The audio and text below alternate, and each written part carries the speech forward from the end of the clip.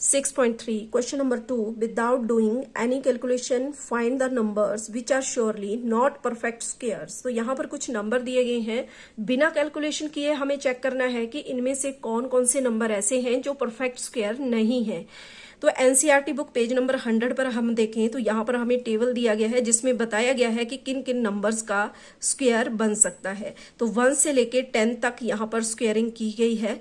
तो देखो 1 स्क्वायर हम कर सकते हैं, तो इनकी 1, 2 स्क्वायर से बना 4, तो इनके बीच में जो नंबर यहाँ पर छूट गए वो हो जाएंगे नॉन परफेक्ट। यानी कि यहाँ पर 2 नहीं आया, उसके बाद 3 भी यहाँ पर नहीं आया, तो 2 और 3 हो गए यहाँ पर जो नॉन परफेक्ट स्क्वायर है, मतलब जिनका परफेक्ट स्क्वायर नहीं बन सकता है। 2 हो गया, 3 हो गया। अब इससे आगे चेक करते हैं। 4 के बाद आया है 9, दैट मीन्स यहां पर 5 भी परफेक्ट स्क्वायर नहीं है। 6, फिर 7, फिर 8, उसके बाद 9 है। तो यहां से हमें पता चल रहा है कि 2, 3, 5, 6 और 7, 8 ये नंबर ऐसे हैं जो परफेक्ट स्क्वायर नहीं बन सकते हैं।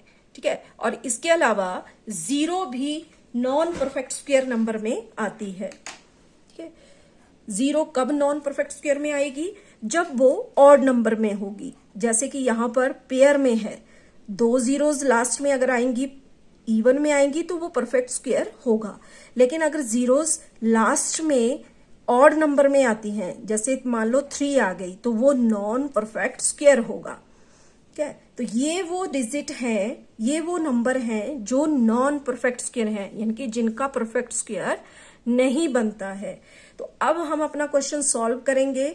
जिस नंबर के 1s प्लेस पर इनमें से कोई डिजिट आ रही है वो नॉन परफेक्ट स्क्वायर नंबर होगा।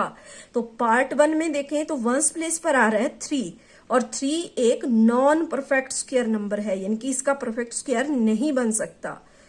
ठीक है, तो दूसरा हो गया, पहला तो हो गया ये।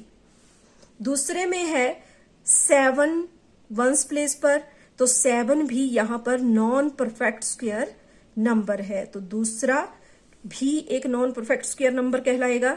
तीसरे में 1s प्लेस पर है 8, और 8 भी एक नॉन परफेक्ट स्क्वायर नंबर है, तो इसके लिए ये भी नॉन परफेक्ट स्क्वायर नंबर होगा। आगे है 4th में, 4 पे है 1s प्लेस पर 1, तो 1 जो है वो एक परफेक्ट स्क्वायर है, क्योंकि 1 स्क्वायर के लिए हो जाता है 1।